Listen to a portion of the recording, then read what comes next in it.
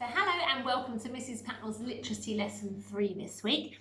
We've been talking about stone soup, the fable or the fiction story from someone's imagination. We made a story map in yesterday's lesson to help us tell the story, which we will head back to in further lessons to remind us of the story. But this week I want to move on, or this lesson I want to move on to a different type of writing. So we now know about fiction writing, when it's a story from someone's imagination. But now I want to talk to you about recipe writing. Okay, so I'm going to come round to this side of the table because I have with me a recipe and I'm going to pop it up here so you can see it on the screen. In fact, I'll probably tilt the camera, and here is my recipe. Okay, so my recipe here is for our very own stone soup. Okay, now I've taken this recipe off of the internet. I'm going to fold it this way so we can see it a little clearer.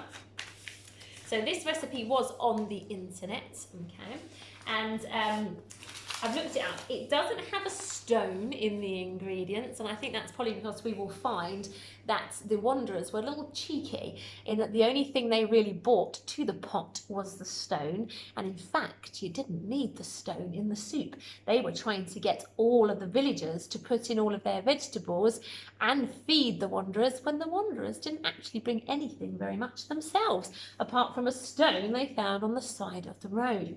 So this is our recipe here. Now I want to look at recipes in good detail because they are a different type of writing. They're not a story, okay, they're a different type of writing altogether. You can find recipes on the internet quite easily. Do you know where else you could find recipes if you wanted to cook something? Have you ever seen people at home maybe using a recipe that they didn't get from the internet? They might have got it possibly from a book. You can buy lots of recipe books and they have hundreds of recipes inside them telling you how to cook very delicious different types of meals. This one though is from the internet. Now I want to talk to you about different points that you can see on a recipe, okay, very important points that mean that you'd know this was a recipe and not a fiction story, okay. Now, much like a fiction story though, it often has what's known as a title at the top, okay, and this one does indeed have a title. This is the name of the website, but underneath here in this black writing is the title for our recipe. Now, if we didn't have a title on our recipe, would it be important if that wasn't there? Do I need a title, do you think? If I didn't have a title, would I know what on earth it was I was making? Probably not. It would tell me all the things I needed and it would tell me what to do, but it wouldn't tell me what my finished thing that I'm making was called. So people would come out and say to me while I'm cooking, "What is it you're making?" And I would say, "I don't know, not sure." So I need a title so I know what I'm making. I know what I'm going to eat when it's made, and I know what to tell people I'm making. Otherwise, I wouldn't have a clue, and I probably wouldn't use the recipe in the first place if I didn't know what it was. So a title will always be at the top of your recipe to let you know what it is you're going to make when it's all finished and all cooked, okay? Our title is a winter vegetable and lentil soup, okay? So I've popped some lentils in on this one as well to make it extra tasty and more filling, which was a nice word that they used in our stone soup story, wasn't it? A filling soup. It's going to fill you up in your stomach and not leave you hungry. So a title, a very important feature of a recipe. Now, down this side here, and often this will be the first thing you see, so it'll either be over on the left side of the paper, or it might come at the top before you get the other bits underneath, but this is one of the first things you will see. Now, it's got lots of things written here. It's got dried red lentils, carrots, celery, leeks, tomatoes, thyme leaves, garlic, and it's got vegetable stock, and it's got coriander. All of these things are a list of what do we call all of the different food items that we need to put into our recipe. If you're in my class, you might remember with our Christmas topic, we did quite a bit of cooking. What do we call all those items of food that we need to gather together and do things with to make our recipe? They are called ingredients. Can you say ingredients? So that simply means all the different things that you might need to go out to the shops to buy, or you might need to go to the cupboard to find, all the different items of food that you need to put into this recipe to make it tasty. So ingredients will always appear usually first on your recipe or over to the left, so you look at it first. So there's our ingredients, and here's a list of all of the items we need. Now also on a recipe, another feature of a recipe is over on this side here, as you can see. Now it has lots of numbers written next to these bits of writing as well. Now it says step 1, step 2, step 3. Now, this is actually called the method here, okay? So this is telling us the method of what we need to do. So there's another new word, the method. We've had the title, the ingredients, and now the method. And it has all these numbers written underneath. Now my class should probably know what these numbers are because of our Christmas topic and our cooking. But why are there numbers? What are they for? So those numbers are there to tell us which order to do things in.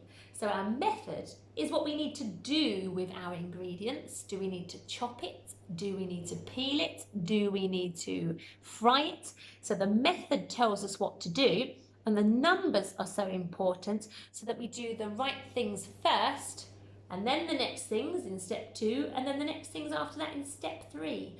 For we don't want to put everything in the oven at the beginning if we haven't chopped it and peeled it first. So step 1 will tell us what to do first, step 2 tells us the next thing, and step 3 tells us what to do after that. Many recipes have much more than 3 steps. They can have 8, 9 or 10 steps because there's extra things to do. But it's a very handy feature of a recipe, so that it tells us what to do it and in which order, so we don't get it all mixed up and get it wrong. So that's our method, tells us what to do with our list of food ingredients, okay? So that's very important, otherwise you'd have all these carrots and celery and things in front of you and you wouldn't know what to do with them. So that's what our method does, it tells us what to do with them, okay? Another super important feature of a recipe is, and most recipes will have this, and we haven't spoken about this one up here, is a picture. Now, it's very handy to have a picture. Any ideas why it might be handy to have a picture on a recipe? And have a pause of the video to have a think if you want. But I'm going to tell you now that it's a good idea to have a picture, because if you're feeling hungry and you're looking for a recipe and you don't know which one to choose, then you see a picture of the food and it makes you feel hungry. Oh, that looks so tasty. I think I'm going to make this vegetable soup because it looks so nice. So that's one reason why they have pictures on recipes. But another reason might be that you are being told how to cook it, but you might not be quite sure what it's supposed to look like at the end. And this picture will show you if yours is going to look the same as theirs, or if you need to sort of change it a little bit to make it look a bit better maybe. So this is showing us our vegetable soup, and it has a picture. It's very important to see what it should look like, and also to make us think how tasty it looks and want us to make it in the first place. So those are our features of a recipe. Now the one last thing I want to talk to you about is very important, and that's in the words or the language that often is used in a recipe. Now, they have, on the steps, they use certain types of language. So I'm going to read some of these bits out to you. So step 1 says, tip all the ingredients into a large pan. So that sounds quite bossy, really, doesn't it? It doesn't say, if it's okay with you, could you please tip all of the ingredients into a pan? Or it doesn't say, if you don't mind, could you tip these into the pan if that's okay? It doesn't use all those nice words around it. It's just very bossy. Tip the ingredients into a large pan. So it's very bossy language, okay? And that's the type of language that they used is so that you don't, so you go straight to it and you know exactly what you've got to do. And this is type of writing that's like instructions, okay? So instructions are always quite bossy. They don't waste time with saying, if you don't mind, could you do this? It's always straight to it, and it's very bossy. or in instruction writing, okay? So you just know exactly what to do and don't get caught up in all the other language. Okay, so let's see if it gets even bossier. We've got tip all the ingredients into a large pan, cover and leave to simmer for 30 minutes, ladle into bowls. Ladle is one of those big spoons, so it means pour into bowls. So it's always bossy, we've noticed, in a recipe. Tip it all in, cover it up, ladle it into bowls.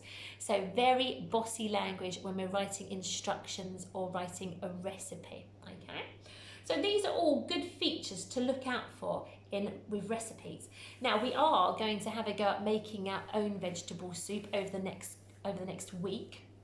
And when you are doing it and you are preparing your vegetables for your own soup, I'd like you to take some photos of you doing it and have a go at writing underneath in bossy instruction writing what you were doing in the picture and what someone would have to do in order to make the vegetable soup, okay? But we'll talk about that more in the next few lessons. But I just want to get you used to these different features of recipes because we are going to make our own recipe, okay? So that's basically how a recipe should look. I suggest now after this lesson that maybe you either go on the internet, which is a good place to find out all sorts of information, or see if parents at home have any recipe books, take them down off the shelf, go on the internet, find other recipes and see if they have all these features I've spoke about. See if they have titles, see if they have lists of ingredients, the food items that you need, see if they have a method, the instruction writing that's very bossy, and see if there's numbers next to each one to tell you which order to do it in, and also see if there's a nice picture as well to make you feel hungry or to see how it should look. So that's my task for you after this lesson, is to go searching on the internet or in books to find a recipe and look for those features as well. Get an adult to read out the steps to you to hear those bossy words in the instructions. Okay then, well, thank you for joining me again today, and I will see you again for our next lesson when we talk about making our own stone soup. Bye-bye, take care.